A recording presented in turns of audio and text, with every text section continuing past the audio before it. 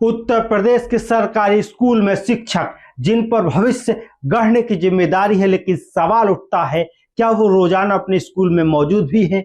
Allahabad high court ने इस बार सरकार से कहा है अब बहाने नहीं चलेंगे। डिजिटल युग में शिक्षकों की उपस्थिति भी डिजिटल होनी चाहिए। कौन इस फैसले के पीछे की कहानी का केंद्र बिंदु और क्यों इस मुद्दे ने पूरे प्रदेश के शिक्षा तंत्र को हिला दिया है, आइए जानते हैं पूरी कहानी विस्तार से। भारत के गांव में शिक्षा हमेशा एक चुनौती रही है। जहां सरकार सबको शिक्षा, अच्छी शिक्षा का नारा देती है, वहीं जमीनी हकीकत अक्सर इसके विपरीत होती है। कई ग्रामीण स्कूल ऐसे हैं जहां बच्चे रोज आते हैं लेकिन शिक्षक नहीं। यही वह प्रश्न है जो इलाहाबाद हाई कोर्ट ने एक बार फिर उत्तर प्रदेश सरकार से पूछा है। 30 अक्टूबर 2025 को जस्टिस प्रवीण कुमार गिरी की एकल पीठ ने कहा कि जब तक शिक्षक स्कूल में सहायक रूप से उपस्थित नहीं होंगे तब तक शिक्षण संभव नहीं है। उन्होंने यह भी कहा कि आजादी के बाद अब तक ग्रामीण स्कूलों में शिक्षकों की उपस्थिति को सुनिश्चित करने के लिए कोई प्रभावी सिस्टम विकसित नहीं हो पाया है। इस लापरवाही का सबसे बड़ा नुकसान उन गरीब बच्चों को झेलना पड़ता है जिनके माता पिता रोज खेतों में पसीना बहाते हैं ताकि उनका बच्चा कुछ पढ़ लिख सके। दरअसल 16 अक्टूबर को हाई कोर्ट ने पहले ही राज्य सरकार को आदेश दिया था कि वो व्यवहारिक नीति बनाए जिससे शिक्षकों की उपस्थिति की निगरानी हो सके। कोर्ट ने यह भी कहा था कि शिक्षकों की अनुपस्थिति बच्चों के मुफ्त और अनिवार्य शिक्षा के अधिकार अधिनियम 2009 की भावना को ठेस पहुंचाती है। यह संविधान के अनुच्छेद 21, 21A और 14 का उल्लंघन भी है, जो हर नागरिक को समानता और शिक्षा का अधिकार देता है। इस पूरे मामले की जड़ में एक नाम है इंदिरा देवी, जो बांदा जिले के पैलानी ब्लॉक की एक सम्मिलित विद्यालय की प्रधानाध्यापिका हैं। जिला बेसिक शिक्षा अधिकारी बांदा ने उनका निलंबन आदेश जारी किया था क्योंकि जिलाधिकारी के औचक निरीक्षण के दौरान दोपहर 1:30 पर वे स्कूल में अनुपस्थित पाई गई थी। इंदिरा देवी ने इस आदेश को इलाहाबाद हाई कोर्ट में चुनौती दी। उन्होंने कहा कि वेतन रोकना और निलंबन दोनों ही अनुचित हैं। उन्होंने यह भी कहा कि वे अपनी उपस्थिति डिजिटल साइन और इलेक्ट्रॉनिक सिस्टम के माध्यम से दर्ज करने के लिए पूरी तरह तैयार हैं। कोर्ट ने कहा तकनीकी प्रगति के इस युग में शिक्षकों की उपस्थिति को वर्चुअल या इलेक्ट्रॉनिक माध्यम से दर्ज किया जाना चाहिए। यह टिप्पणी बेहद महत्वपूर्ण है क्योंकि अब तक उत्तर प्रदेश के बेसिक शिक्षा विभाग में कई जगह उपस्थिति रजिस्टर में दर्ज की जाती है, जो अक्सर हेराफेरी का केंद्र बन जाती है। कोर्ट ने सरकार से कहा कि एक ठोस और प्रभावी नीति तैयार की जाए जिससे यह सुनिश्चित हो कि शिक्षक रोजाना स्कूल पहुंचे।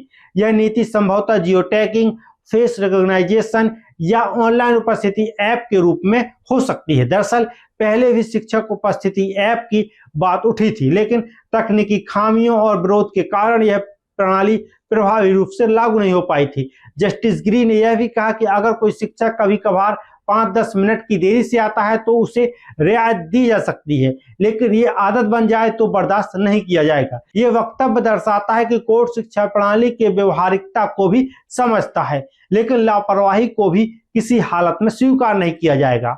मुख्य सचिव की अध्यक्षता में इस मुद्दे पर एक उच्च स्तरीय बैठक चली, लेकिन कोर्ट ने भी इस पर चिंता जताई है। बैठकें तो हो रही हैं, लेकिन जमीन पर कोई ठोस नतीजा क्यों नहीं दिख रहा? गांव के बच्चे जिनके माता पिता खेतों में मेहनत करते हैं, वे हर सुबह उम्मीद लेकर स्कूल जाते हैं। वो सोचते हैं आज मैडम पढ़ाएगी, आज कुछ नया सीखने को मिलेगा, लेकिन जब वे देखते हैं कि शिक्षक नहीं आए तो उनका मनोबल टूट जाता है। यही वो शिक्षा का मौन पतन है जिसकी गूंज कोर्ट तक पहुंची है। अगर शिक्षकों की उपस्थिति को जीपीएस और बायोमेट्रिक तकनीकी से जोड़ा जाए तो यह समस्या काफी हद तक खत्म हो सकती है। कई राज्यों जैसे कि तेलंगाना और केरल में इस तरह की प्रणाली पहले से लागू है, जहां हर शिक्षक को सुबह स्कूल पहुंचना होता है और मोबाइल ऐप पर अपनी उपस्थिति दर्ज करनी होती है। उत्तर प्रदेश में भी अगर यह सिस्टम लागू होता है तो लाखों बच्चों की पढ़ाई का भविष्य सुधर सकता है। कोर्ट ने यह भी कहा कि सिर्फ शिक्षक ही नहीं बल्कि शिक्षा अधिकारियों की भी जवाबदेही तय की जानी चाहिए। अगर किसी क्षेत्र में स्कूलों में लगातार अनुपस्थिति पाई जाती है तो वीएसए वे शिक्षा अधिकारी और एबीएसए सहायक शिक्षा अधिकारी को भी जवाब देना होगा। यह मामला सिर्फ एक शिक्षक की अनुपस्थिति का नहीं है, यह संविधान के अनुच्छेद 21A से जुड़ा है, जो हर बच्चे को मुफ्त और अनिवार्य शिक्षा का अधिकार देता है। जब शिक्षक नहीं आते तो अधिकार अपने आप बाधित हो जाता है। इसलिए कोर्ट का यह निर्णय न केवल प्रशासनिक है बल्कि संवैधानिक दृष्टि से भी अत्यंत महत्वपूर्ण है। जब ग्रामीण बच्चे गुणवत्तापूर्ण शिक्षा से वंचित रहते हैं तो आने वाले वर्षों में वही बच्चे सीमित अवसरों और बेरोजगारी का शिकार बन सकते हैं। इससे सामाजिक असमानता भी बढ़ सकती है।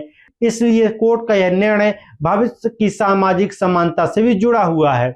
अगली सुनवाई 10 नवंबर 2025 को तय की गई है। तब राज्य सरकार को यह बताना होगा कि उसने शिक्षकों की उपस्थिति सुनिश्चित करने के लिए क्या ठोस कदम उठाए हैं। संभावना है कि आने वाले महीनों में डिजिटल अटेंडेंस पोर्टल और मोबाइल फेस रिकॉग्निशन सिस्टम लागू किया जाएगा।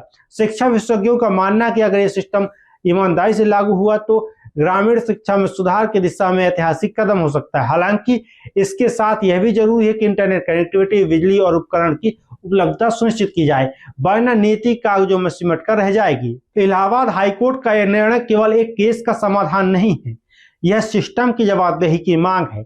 यह उन लाखों मासूम बच्चों की आवाज है जो हर सुबह उम्मीद लेकर स्कूल के गेट पर खड़े होते हैं। शिक्षा सिर्फ किताबों तक सीमित नहीं है, ये भविष्य की नींव है और जब शिक्षक ईमानदारी से अपनी जिम्मेदारी नहीं निभाएंगे तब तक समाज आगे नहीं बढ़ सकता। इलाहाबाद हाईकोर्ट का यह आदेश एक चेतावनी है उन सभी के लिए जो सेवा को औपचारिकता मान बैठे हैं। अगर यह सिस्टम लागू होता है तो आने वाले वर्षों में भारत के गांवों में भी उजाला फैलेगा और हर बच्चा कह सकेगा मेरा शिक्षक रोज आता है और मुझे पढ़ाता है। धन्यवाद। अगर आपको ये वीडियो जानकारीपूर्ण लगा हो तो वीडियो को लाइक करें। ऐसे ही अन्य जो इलाहाबाद हाईकोर्ट या सुप्रीम कोर्ट के आदेश आते हैं उनका विश्लेषण जानने के लिए हमारे चैनल को जरूर फॉलो करें और साथ ही अगर खबरें आप देखना चाहते हैं तो हमें सब्सक्राइब कर लें, फेसबुक पर फॉलो भी कर लें। धन्यवाद। मैं संजय सिंह महान फिर मिलूंगा नमस्कार, मैं हूं संजय सिंह महान और फिर मिलूंगा आपसे एक और नई विस्तृत रिपोर्ट के साथ। धन्यवाद।